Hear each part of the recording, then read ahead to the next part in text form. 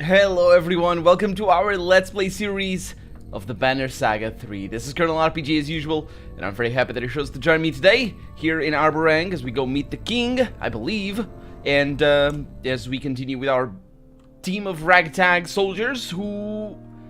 there's only 3 injuries so far. I was thinking, just before recording this episode, I was thinking about how the logistics are going to be for healing them.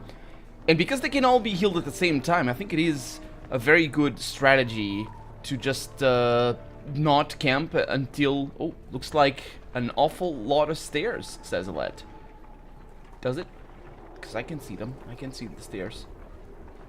Yeah, but just wait until I have a bunch of people injured and just rest when I can. We are probably gonna need to use the rest quite a lot. Even then, I think some of our, like for example, Alette losing the 2 strength, that's not really that much of a problem. I could put her in battle again. We'll see what happens. You finally approach the black stone walls deep at the center of Arborang. Petros instructs you to head up the stairs while he hauls Ruga away. It is interesting that we were going down, but we were going towards the center of Arborang. That is really cool. And also we spent a day going. Oddleaf huffs when she when she learns she can't join you. I guess only the important people are invited, she says. I'll try to find a place for the rest of us. Where do you think is best? Well, let's see. As far in as possible, near the Great Hall. Back near the gates in case we're needed quickly. And it's your call, Oddleaf. I trust your judgment. I guess most people are gonna go with this one. So I'm not gonna go with that one. For the sake of Let's Playing. I'm gonna make a decision. I'm gonna say back near the gates, because this might go badly, and when there's 2 battles back to back with half the team on each side, usually the second battle is easier. So that would actually mean that this would be the... I don't know, I'm gonna go with the second one. Logic be damned. Look, says Oddleaf, we don't need to lead every charge, you know, but I'll try to find something. As Oddleaf heads off, she looks to the top of the plateau. Up there is where we want to be, she says. Maybe if you had the king's ear? Yes, I know. It's... We're going there, I think. Oh. So we went down to get up? The black rock plateau casts a long indigo shadow over you like a storm cloud.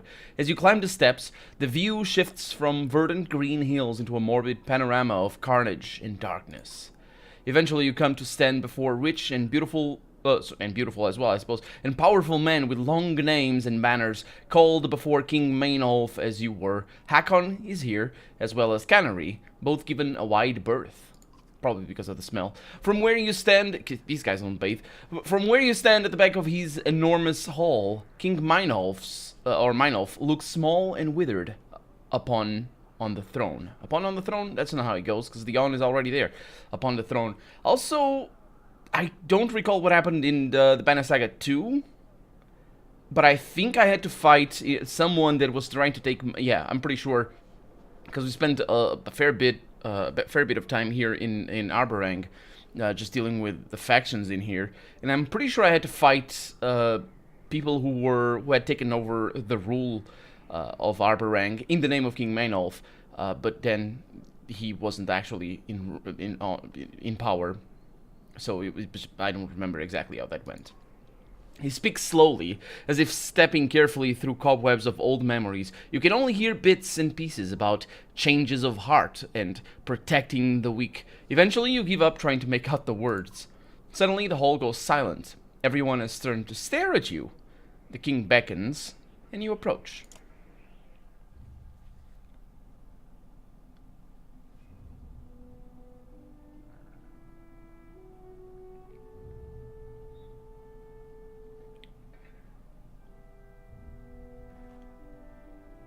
With this, the king sends the crowd away and takes you aside privately.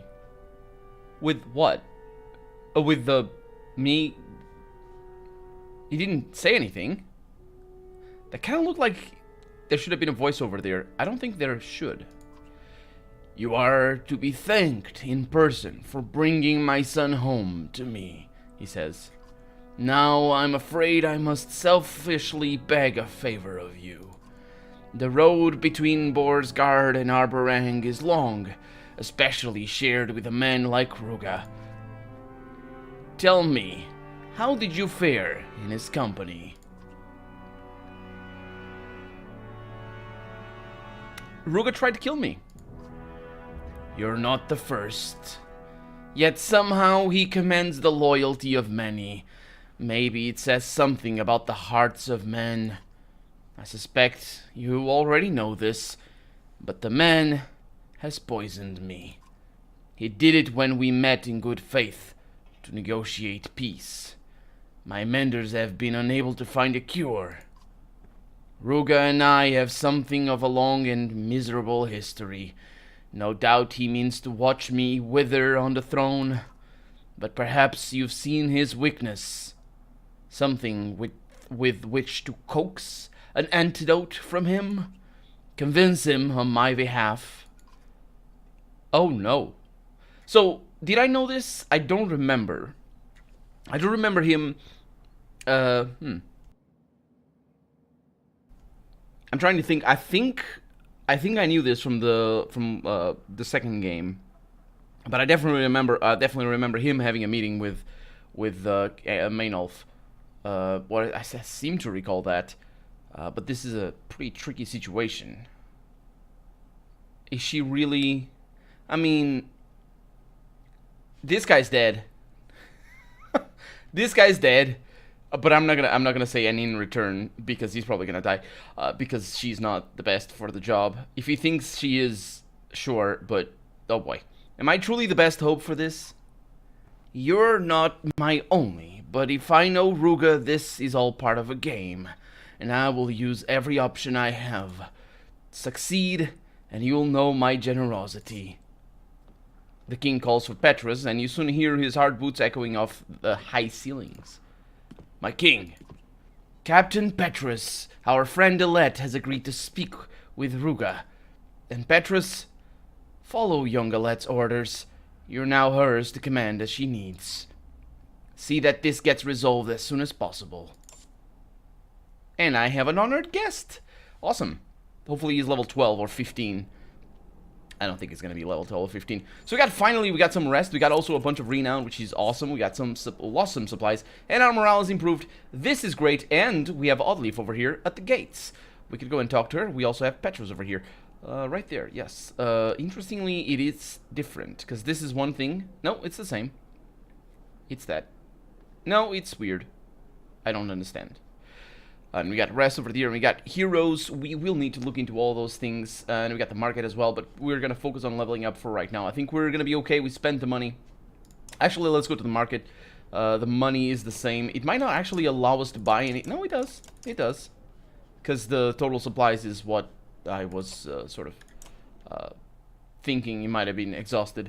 Oddleaf says, you're back. So, what was that all about? What did the king have to say? Something... about putting aside our differences, says Alette, and he wants me to try and wring an antidote out of Ruga. Since Maynolf's dying, everyone's been led into the city, under his protection. Oddleaf says, I wonder if I'd change my mind like that if I knew the end was near. Is it not? Shut up, you know what I mean. So how are you feeling about all this, says Alette. All of this? Care to narrow it down? And Oddleaf smiles politely, waiting for your answer. Well, I didn't really ask the question, but let's see. Apparently we have a bunch of questions. What would you do in Maynolf? Oh, maybe not. Maybe this is an option. I don't think it is. What's your deal with a horseborn, anyway? My deal? What do you mean? You're going to pretend like there's nothing up with you? Says Alette. I heard you giggle the first time you saw one. I don't giggle, says Oddleaf. Look, just don't repeat this, I promise.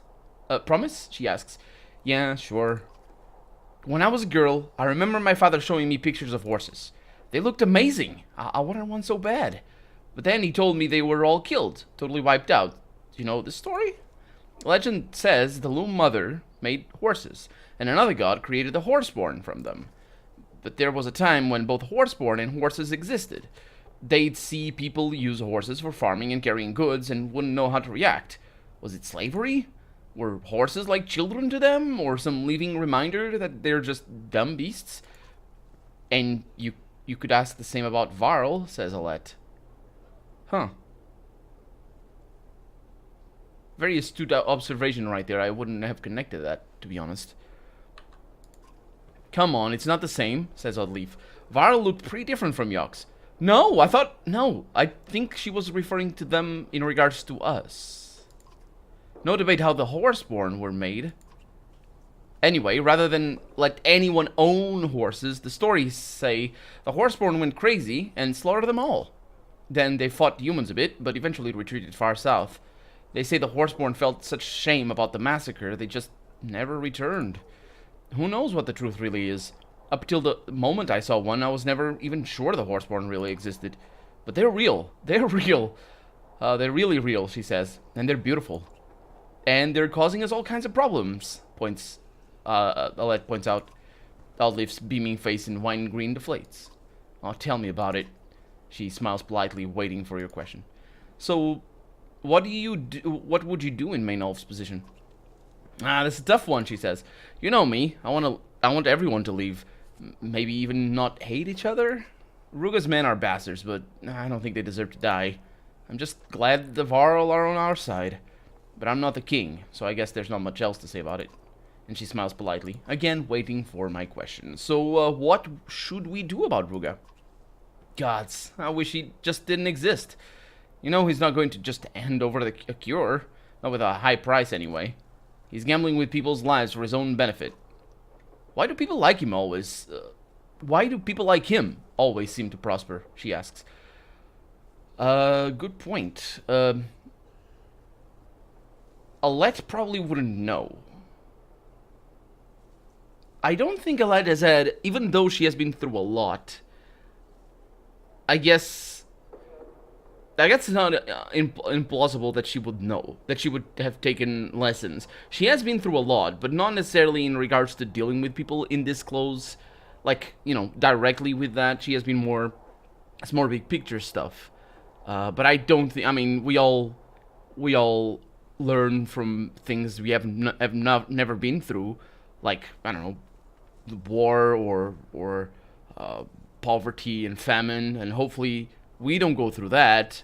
And those of us who are lucky enough not to have to go through that, we still can draw conclusions based on other people's stories. And she is the leader of a huge group of people. She would know. Yeah. Different people, different needs. Rule comes to those who have a deep desire to rule. Does it? I mean, I don't think it does. I mean, I don't think that's what makes Ruga charming and capable of leading people. I think this is closer to what's going on. In regards to just people who have a deep desire to rule, of course it's not. Come on, there's a lot of people who, I should put it in other words. Just because you have a deep desire to rule, it doesn't mean that you're gonna rule. It's just as simple as it gets. And the other way around, just people who get into ruling positions, sometimes they don't want to be in those positions, especially in situations like this. As for Oddleaf, she was more or less put into this situation. We're never really given a chance to tell the story or to choose an option to be like, oh, I want to rule or I don't want to. I don't think were given that choice. But she's in her situation because of things out of her control for the most part. Of course, she assumes the role for sure, but yeah, let's go with this one. Can't argue with that, says Oddleaf. Nobody thinks they're in the wrong. You spend so much time and effort trying to do the right thing, and here comes Ruga. He may as well be stabbing children as he goes on, and people love him for it. But anyway, what can we do? Threats and beatings don't seem to work. Well, the man can take a punch, I'll give him that, says Alette. Yes, he can. I can't kill him yet either, for Maynolf's sake. What does he even want? The throne? What's the point of ruling Arborang for a couple of days before the darkness takes it back? Nah, I'm sick of thinking about Ruga. Let's change the subject. and she smiles politely. Yeah, we'd better get back to camp. Yeah, I suppose we should. How are you holding up? You ever get tired of doing the right thing? Of doing the right thing? Of doing the right thing? What do you mean?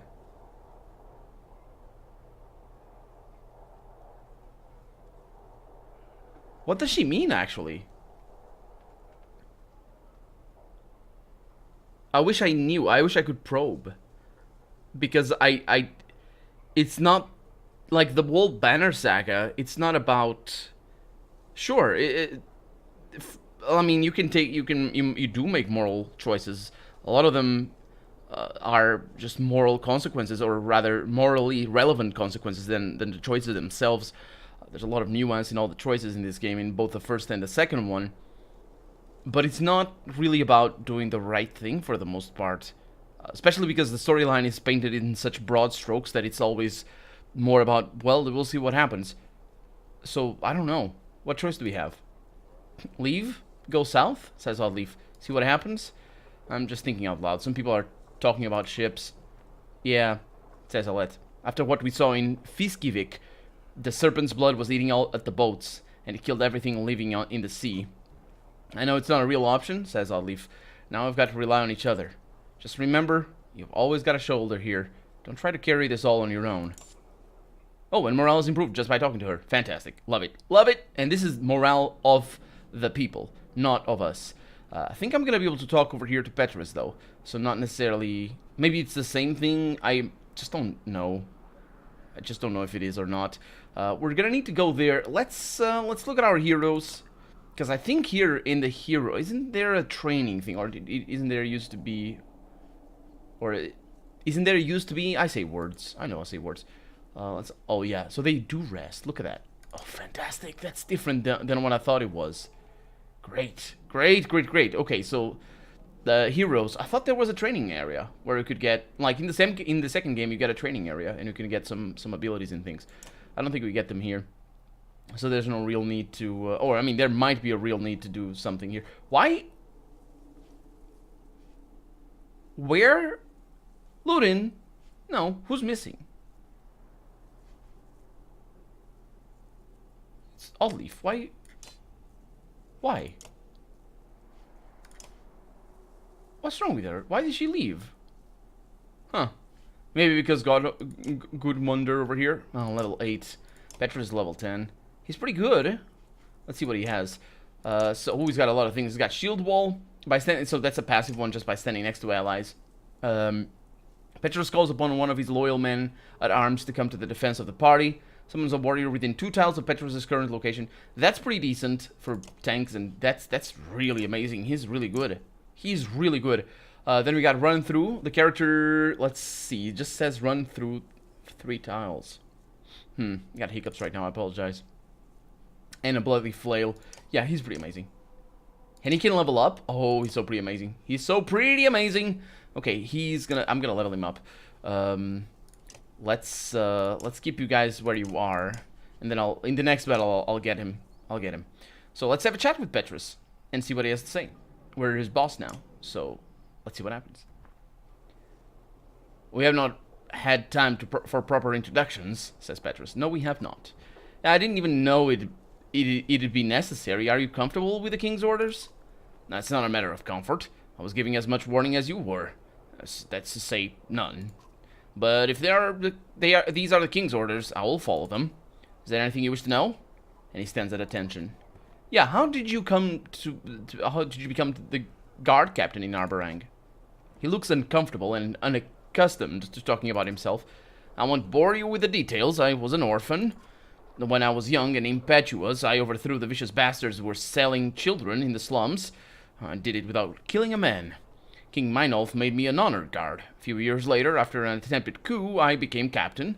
You may have a guess who incited that attempted coup. Yeah, fast rise to power. Power only means that you have the luxury of putting your own needs last. Petra stands at attention, waiting for your response. I thought her line was going to be about Ruga, really. So, what can you provide?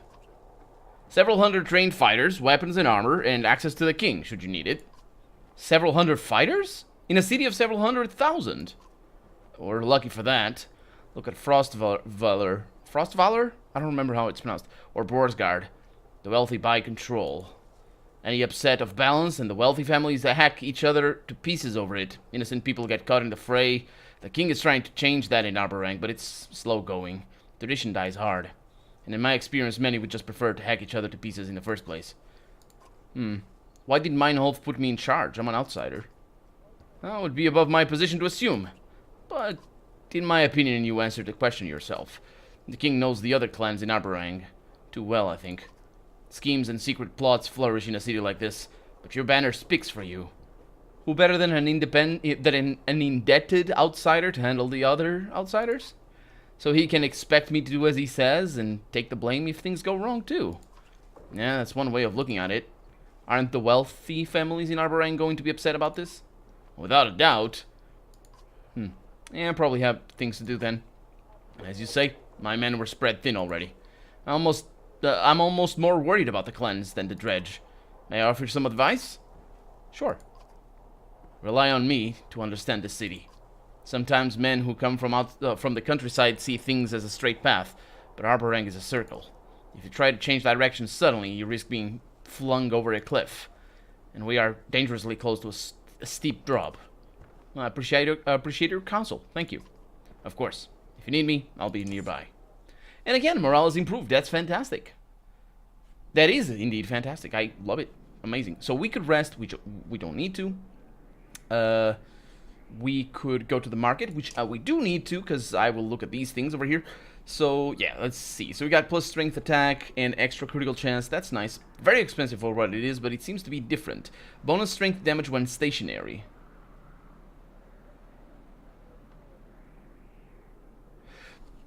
Oddleaf might love this.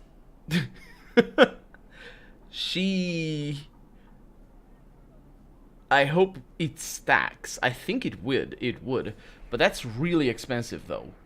I mean, it's not necessarily a whole lot more expensive than these. So for plus 2 on break talents, plus 30% crit chance and 1 ranged distance, which is really nice as well. 3 talents, 2 willpower, willpower per turn, never deflected. That is also pretty amazing. That is incredibly powerful. That's not pretty amazing. That's incredibly powerful. 2 willpower per turn.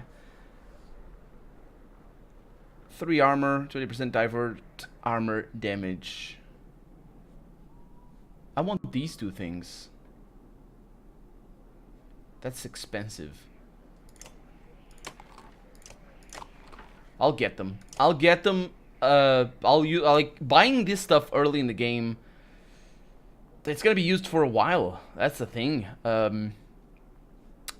Let's look at our heroes here, because the thing is, we now have very high level items, and we are still using very low level items for some of these guys. Like, it's not necessarily. I can't remove them, can I? Well, actually, I can. I can do this. It's the easiest way of removing items. Just now recall how that's done. I'll do that because we are gonna mess with level ups next turn, and it's or next battle, I should say, and it's better to do it like this. So I say it's gonna be a next battle because I think it is. Who do I need to visit? Huh? Do we need to rest, or do I need to click Petra's over here? Yeah, it's a different thing. Petra's escorts you to your camp, which was set up while you were gone. I know King Maynolf asked you to speak with Ruga at once, but after his men ambushed us, I may have been too... he's not capable of speech for the moment. And it seems like you two have some history. I'll bring you to speak with him as soon as possible. For now, I would suggest rest. It has been a long day for us all.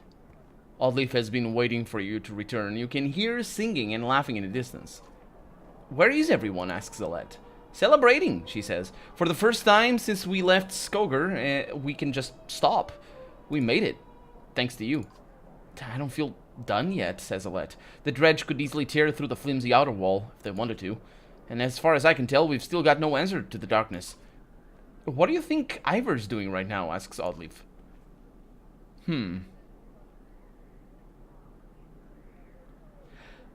Ivor.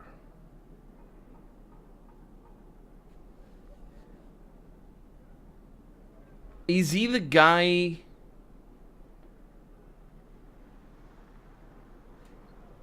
Is he the big guy that I keep going on about? I don't remember. Let's go with this one, because it seems the one that... You know, if I know Ivor, yeah, I'm probably keeping them all from killing each other. I know you're right, but I miss him. Oh, it's her husband! No, didn't her husband die? I don't know. It feels strange, she says. This sudden calm. Nothing to do but wait. Yeah, you're right, says Alette. I can't even work on Ruga yet. The Captain Guard went wild on him. I guess he worked on him. Good. On the other hand, what if Meinolf dies, says Olive. Between Ruga's loyalists, the Horseborn, and the power struggle, the city may turn on itself. Well, the harder we try to grip this world, says Alette, the faster it seems to slip from our fingers. We can't stop the world, Alette, says Olive. We all know... All we can do is try to hold on, she says. Come on, you deserve one night of happiness. Olive fakes a brave face and leads you to where the rest are already celebrating. I wonder if that little kid hadn't died in the beginning of the first game for me. Because he just died. He just died, the poor fella. And it was a choice.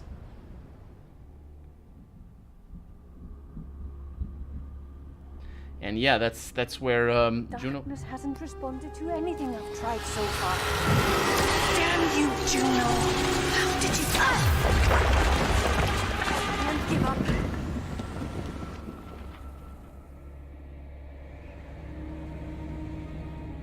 Is that Ivor? Because that's where Juno was, but we're going to Juno. No, we're going to... I don't remember names, I'm sorry. We'll find out.